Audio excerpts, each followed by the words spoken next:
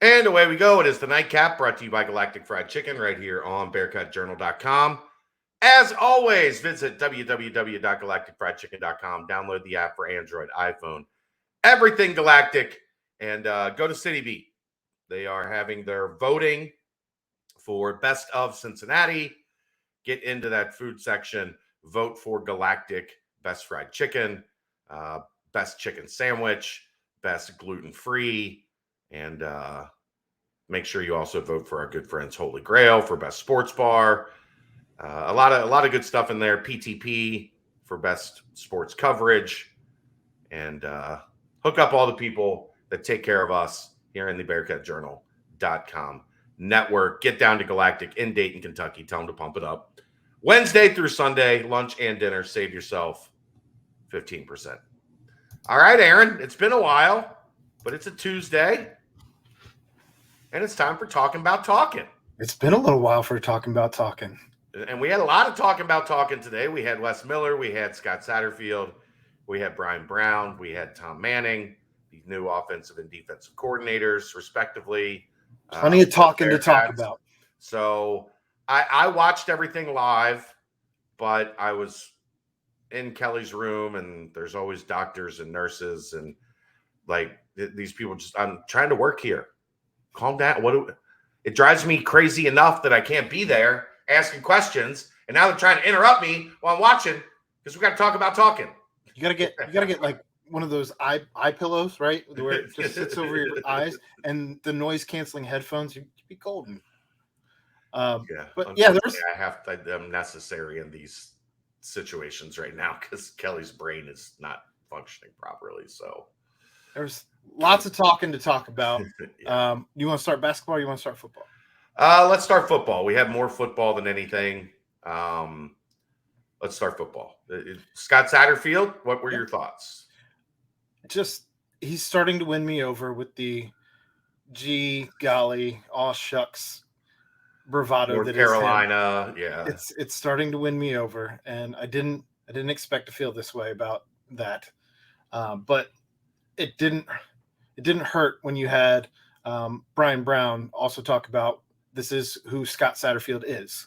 And it's genuine. What you get is who he's showing you up there is what you actually get behind closed doors. But it sounded like he's had an opportunity to finally, you can tell that he certainly feels good about the fact that he has his staff in place now. And I think that feels like just one big ass check on the list, done and done. So you almost saw the wave of emotion wash over his face as he was talking about that, and just, yeah, that is done. And I'm not sure if he knows which transfers he can talk about at this point and which ones he can't talk about yet. Well, it happened today, like right, bang, bang, bang, bang, bang, bang, bang, bang, bang. And the weird thing was it was happening out of the Go Bearcats football account as opposed to the kids. Yeah, transfers are different, man. A lot of kids don't care. Like at that point in their career, they're not about making a big announcement or making a production. Like I'm just gonna show up. Like when I'm gonna enroll, I'm gonna show up. I'm gonna start classes.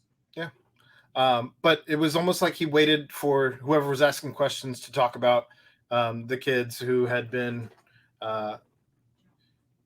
officially announced, right? Yeah, as opposed to accidentally letting a cat out of the bag. I'm sure there's about 1,400 different moving parts right now in recruiting for him. So I can only imagine, just how many different plates he's spinning currently in regards to recruiting, both on the high school level and collegiately in the transfer portal. So I'm not jealous in any iota of that situation. I'm sure there's been plenty of restless nights since he's been announced as the head coach here.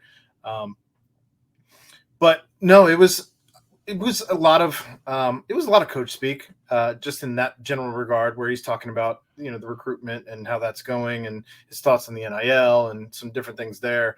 I know some people got a little ruffled in their feathers on Twitter about how it was addressed that we're going to use the money that we have and hope that that's enough. And if it's not enough, then we're going to use the Big 12. And if that's not enough, then we're going to talk about the coaching and. Do you want to be honest or no? Right. Well, and what did you expect him to say? Like, well, we're going to go out and track every penny out of the couch cushions that we can find. Like, no, they know the situation here. I mean, Right. he wasn't left in a great situation because of the previous regime in regards to NIL. We know how new Cincy Reigns is. It was just announced 3 months ago, 4 months ago, whatever it is at this point. I don't even think it was 4 months ago. I think it was 3 might be generous. Right, two or Right, three, yeah. Right. So we know how new this particular collective is, and that's not to say that there haven't been boosters doing things behind the scenes in regards with or without a collective, officially or unofficially. I don't know in regards to what has been going on. I can't speak on it. Is what I'm trying to say. Obviously, there's been things happening with NIL. I'm just not sure in what regards, but the biggest one right now is Cincy Reigns. That all is to say, again, it's new. What did you want him to say?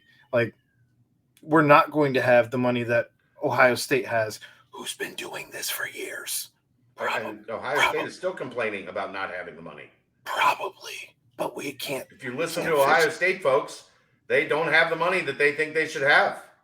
So and I think that's everyone right now is you obviously want everyone, and it's never going to be enough. Let's be all the way honest, because there's still going to be a guy that you missed out on because you didn't have an extra zero, right, somewhere, So I thought it was an honest answer. I thought it was what a head coach is supposed to talk about and say. And well, what like if you're going to complain about that, what did you expect him to say? Then donate your $10 a month or whatever you think that you can do to help. If you're mad, do something about it. You actually can do something about it. So there is, that's CincyReigns.org. So I don't know. That's my little soapbox in regards to that. But like I said, I think he's winning me over in regards to the gee golly, aw shucks. It's different. It's very different than what Coach Luke Fickell brought to the table. But I think that it'll be under a rock. He's not claiming that. But I think it'll be a good transition. I'm feeling better about it day by day, conference by conference. So we'll see. He's chomping at the bit to get back into the football groove in March. Spring football.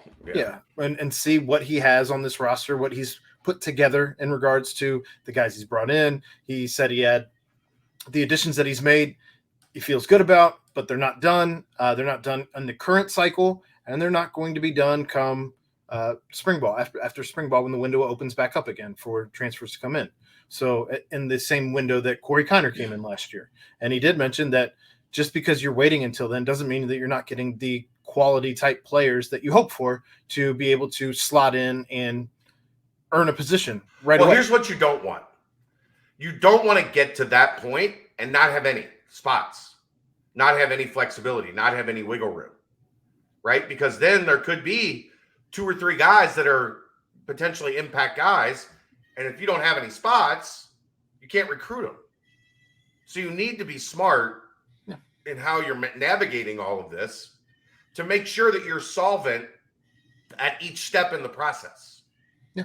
I think that's important for people to understand. Like, not everything, I know we live in a microwave society. I know everything has to happen now.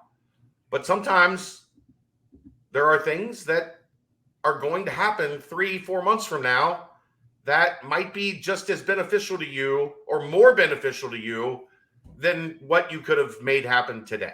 Well, and guys are still leaving, obviously. Nick Mardner announced, I think it was yesterday, that he's gone. Well, he had already announced he was gone, but he's officially on another team. Will Pauling goes to Wisconsin officially as of today. Leroy Bowers, he's gone officially as of today. I believe he went to Southern University or something like that. So, there's still moving parts from the carryover from people who were still here. One name that did come up, and I can't recall if it was with Satterfield or with Brian Brown. I think it was with Brian Brown. Deshaun Pace was in his office today talking about the new scheme. And so let's talk about Brian Brown and his portion of the conference. Did mention that they are going to – they're what, a 3-4 base that uses schemes from a 4-2-5?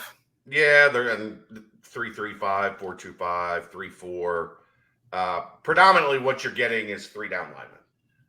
It will be a three down front, and then the eight guys behind them will Well, Deshaun, they're evolve. clearly they're talking about using Deshaun to roam around. Did you hear the first thing he said when he mentioned Deshaun? About him being a safety? Free safety. Mm-hmm. And that's a thought a lot of people have had around here, especially when you had lost Forrest and Wiggins and then Cook. Could he slide, and you had all the depth that you had at linebacker, could he slot back to safety? It was interesting to hear Brian Brown today mention free safety was literally the first thing out of his mouth when he started talking about Deshaun Pace. Well, and I think they even mentioned that he could end up being a guy coming off the edge in some of the three down packages as well. So, he's going to be all over the place in what, like a Troy Polamalu style safety role? Potentially. I mean, he could still be at linebacker. Like, I'm not going to automatically pencil in he's going to be a safety, but I think if you're technically running a 3-4 and one of your linebackers can play safety, can play nickel, that's why I compare him to Troy Polamalu. Like, he roamed the field. Sometimes he'd be in the backfield. Sometimes he'd be lining up as a linebacker in that 3-4 scheme. Like, yeah, so something in that realm is possible for sure. But Brian Brown, I really enjoyed listening to him talk. He was sharp. He's clearly a smart man.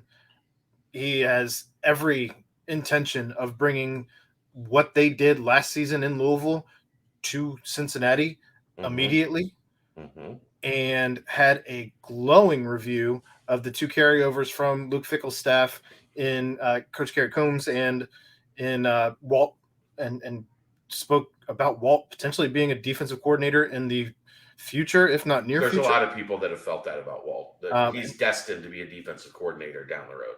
And we knew he was smart as a player, but to hear, I don't think I've heard anyone talk about him in that regard. I haven't. I'm sure you have. Behind the scenes, there's been a lot of conversation that Walt will one day be a defensive coordinator. I think that's maybe the first time that it's been said in public.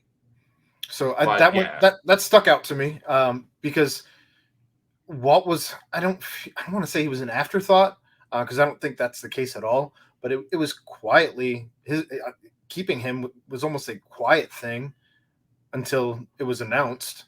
So I don't know. That makes you feel good about a guy who's keeping what is arguably your strongest position group in the defensive linemen under his watch. Yeah. And we got to hear Juwan Briggs even, and he was clearly excited as well, talking about Walt being back. And that's just every time I hear Juwan Briggs talk, he's so smart. He called himself a meathead, and I'm just like, I laughed about it. I'm like, no one listening to you talk believes you're a meathead. Thinks you're a meathead, right? But to him, he is the definition of what he thinks is a meathead. I'm sure, but man, no, but you get what I'm saying, right? Like he's he thinks he's a meathead. He's a brilliant mind, is what he is. Right. Like, goodness. Right. So I don't know. Brian Brown definitely excited me. That was the first time I'd heard him talk, and I thought Tom Manning was really good too. Well, one last thought on Brian Brown. I know we talked about how Coach Sapp was bringing his own guys and giving them all raises. That's one that totally understandable why you brought him with you. Right. Right. Not shy to talk about the fact that when they got to Louisville, the defense was bad. And they were. And it took some time to get it back on track. And well, guess what? He's not coming into a defense that's bad. Correct. So I guess that's what made me even more excited to see what he's able to do. Manning, that's another guy. Like you could tell how excited he is to be back in Ohio. Him and Sat, he was his GA back in 2009 in Toledo. Definitely excited to be back. So I don't know. We've talked about his ties to the Big 12 and all of that. So what were your thoughts when you heard Manning talk? He just seemed very comfortable. comfortable in who he is and what he's about, he was really comfortable in like how he spoke about understanding what Sat's offense is about, what he's trying to accomplish. Satterfield also spoke about being the guy that calls the plays, but doing so from a place of like everybody has a say, everybody's going to have like a big piece of this. And because Manning has spent so much time in the Big 12, like he's got a critical part to play in knowing way more about all these defenses that they're going to face than Satterfield knows. So they're going to lean into him for that. I was glad to hear Satterfield say that. Which was been our thoughts since we found out about yes, but like it's good to hear him talk openly about like what his vision was and that it aligned with the common sense. Not like we were breaking any ground, but like this is the common sense thing that makes and it makes all the more sense that he's going to be up in the press box as opposed to on the field. If Satterfield's calling the plays from the field, you don't need both guys down on the field. So let him go ahead with the bird's eye view up in the box and go from there. But I liked what he had to say about his time in the NFL. I liked what he had to say about the working with the tight ends and not wanting to get too much information about what was here before because he wants to develop his own vision of who he's got and what they're about as he gets in here and starts to work. I thought that was good to hear. Is this the first coordinator that you can remember in your time covering the beat that has been a positional coach for every position on the offense?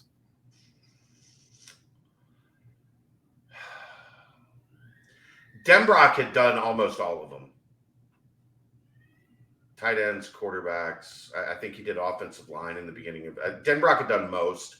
I don't know if he did all, but it's one of those things. And with Manning, Denbrock had been a 30-year guy. Yeah. Manning hasn't, Manning was still GA in 2009. Yeah, he's still young. So 39, I think. Well, I'm 6 years older than him. I was going to say I graduated college in 2007, and I'm 38. So he and I are about the same age. Yeah. So I really liked what I heard from him. I thought it's going to be an interesting kind of reset of a voice in that room. And I think I think I was impressed just with the general vibe that I got from him and how he sees himself coming into this system. Thought it was interesting. He talked about Northeast Ohio being his normal recruiting area. I do think that's an area that when Cincinnati's focused on it, it's been an area that's been pretty good to Cincinnati. So I'm interested, to see that. If he, the Toledo Central Catholics, and there's a couple of schools up there that are predominant. St. Ignatius. That's more Cleveland than Toledo, but like. Okay. Yeah. But you know what? There are some perennial powerhouses up there that UC has had some success with. That it'll be interesting to see if he can recreate, some of that pipeline up there, because it felt like Fickle had some of that early, especially obviously with Mike Warren and James Hudson, but it kind of dried up a little bit. And it kind of shifted to Columbus. A lot of the guys that Fick was getting in Ohio were from Columbus, if they weren't from Cincinnati. Which should surprise no, but I'm just saying it'll be interesting to have a guy that's got like a pulse in that region, because I think that's a region that's pretty kind to Cincinnati in terms of their perception of Cincinnati, like what they think of Cincinnati. As we're finding out, the people in Columbus don't really think very highly of Cincinnati. They don't. Call it whatever you want, but it's like the people of Cincinnati think of Columbus. They don't think very highly of Columbus. Agreed. And the people of Columbus don't think very highly of Cincinnati. Like it's a two-way street. Hell is real. So yeah, I don't mind seeing the Northeast Ohio thing pop up a little bit. That's 20 minutes. Do we want to talk about Wes, or do we want to? I mean, he didn't have. I think there wasn't a great press conference for questions. I didn't think he didn't have a lot to work with. He was mad. He had every reason to be mad. Yeah. His superstar, Dave DeJulius, was a little flat. Odie was pump faking ghosts. I mean, we've talked ad nauseum at this point about that game. We know what they did wrong. We know what they did right. Wasn't a whole lot on that side. That was a decent amount right, but not enough. Not enough to win. Not enough to be a game, but they didn't play terrible. They just didn't play well enough to win. Like we established that. So he was not in a good mood. I don't think he was in a terrible mood. I just don't think he got a lot to work with in terms of. He was very direct and had no intention of smiling. No. You don't see Wes in that type of mood often. No. But yeah, we'll discuss tomorrow night. Got to beat ECU at home. 90s at 9. It's your $9 tickets. Wasn't it wear black? Was that a thing? Or it's always wear black, I think. Yeah. Except for the red sweater crowd down in the lower bowl. Wear your 90s. Wear your black 90s attire. Doesn't say anything about wear black or not. The Houston game did say fans wear black. Yeah. Well, that's because the team was wearing black instead of white. 90s at 9. I don't know what any of that means. It means they're going to play 90s music and have a 90s theme. I always think it's funny. This is how we do it. Wear your swishy pants, your wind suits. Yeah, and your poofy hair. Bangs. That's what I'm talking about. Your poofy bangs. That's my class of 1995, Aaron. Class of 2002. So I only had 2 years. Only 2 years of high school. Old AF. I started high school in 1991. I started high school in 1999. Yeah. 1 year of high school in the 90s. Yeah. I'm a lot older than you. We'll see you tomorrow night. Hopefully after a win. It's the Nightcap brought to you by Galactic Fried Chicken. Right here on BearcatJournal.com. See ya!